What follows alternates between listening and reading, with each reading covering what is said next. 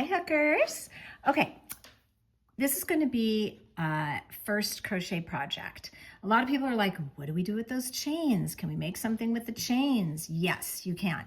So every crochet project starts with a chain. So it's really good to get good at making chains. And then there happens to be a lot of things you can make with chains. So one is this like cute, kind of just funky town little necklace. And of course, you know, you could also make it into a bracelet. You can make it smaller, larger. I mean, it could be a belt. There's so many ideas. I just want to show you how to make it. All you're going to need is a hook. I like a size 5. I love me a size 5mm. Some scissors, a tapestry needle. You know I like the ones with the bend. And then just use like stash yarn or scrap yarn. Don't take it too seriously. So you remember that we start projects with a chain, and that's a slip knot that gets us onto our hook. And of course there's a separate video for this, but we wrap behind the hook. We keep the hook facing up or toward our body, and then we just pull the hook down into the loop on the hook. And I call it like a little zhuzh. It's just a little bit of a twist there at the end. Now the key to the chain is to stay loose.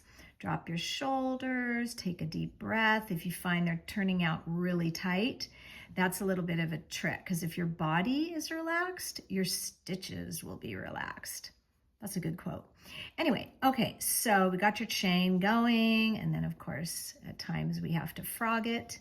That's another word for taking it out, another way we say that in the fiber arts world. Okay, so what I do first is I just choose some colors that I like together. Okay, let's get that out of there. And this is what I decided to go with. And it's all, like I said, just scrap yarn that I have. I'm gonna take my 5 and I'm going to do nothing more than make long chains. And I'm not even going to do anything fancy at the end. So, you know, do you want them all about the same for this necklace? Yeah, probably, but I don't want you to get crazy like tape measure, blah, blah, blah. Just kind of eyeball it and make yourself. So I used, let's see, 1, 2, 3, 4, 5 colors. You do you. And so I'm going to make chains, and I'm going to make them all the same length. Okay, so I made my chains. I wanted to do that time lapse thing and like be really cool with it, but I couldn't figure it out. But anyway, so these are my chains, okay? And all I've done, as I said, was I made them approximately the same length, okay, on the size 5 hook. Then when I get them done, I'm going to just hold them together, and I'm going to tie them together on one side.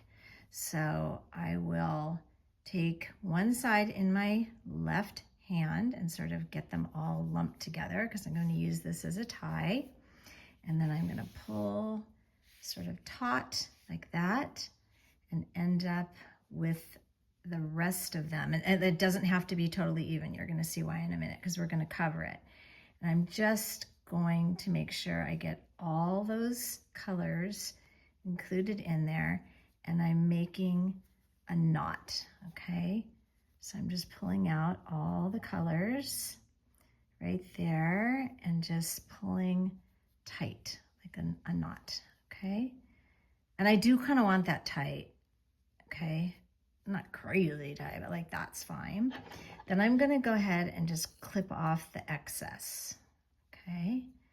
Toss that anywhere. Okay, so now I'm all together. I mean, this is cute. I actually just wanted it like a choker, and I wanted to make sure it would fit over my head, which it does, so I practiced that. Okay, so you can see here what I've done. I've just tied the knot there, and I like the size of it. And then what I do is I take my thread, color of your choice, and I go ahead and put it onto my tapestry needle. And all I'm gonna do here is I'm just gonna go round and round, and I'm covering this knot. So I don't even tie it in the beginning. You can see, I just kind of tuck it, that first piece, like just sort of tuck it in like that. And I think it's easier to do this with the needle. I don't know why, I just do, but If you think it's easier just to wrap it with your hand, you can. It just kind of keeps it a little bit organized for me, or else I get tangled. So all I'm doing is I'm holding it there and I'm just going around in no particular order, but I'm just covering the edges of that tie that I made because I don't want that to show. So I just kind of pull it down to about, it looks like it's going to cover the tie if I'm about right there. And it just locks itself in. You don't need to knot it or anything. Just at the end, we're going to tuck it in. And you could see all I'm doing is just going around. Now this knot that you remember on the original one that I showed you, you can make it as thick or as thin as you want it. It's totally up to you. I saw, actually, I did this once with a class of hookers, and it was super cute because one of the gals went ahead and put a bead at the end onto this little knot, and it just gave it a little personality, which I'm always encouraging you people out there to do, is take my videos and shorts as simply a guide. I think part of the fun of crochet and really crafting in general is to put your own personality into it.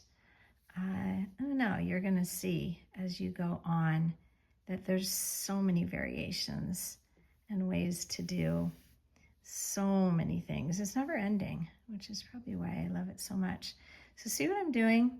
I'm just covering up, and this is my first go around, so I'm gonna go again because I just want to smooth it out. But the first time I go around it, the goal is just to cover, see how you see that end there? I don't want that showing, the tie.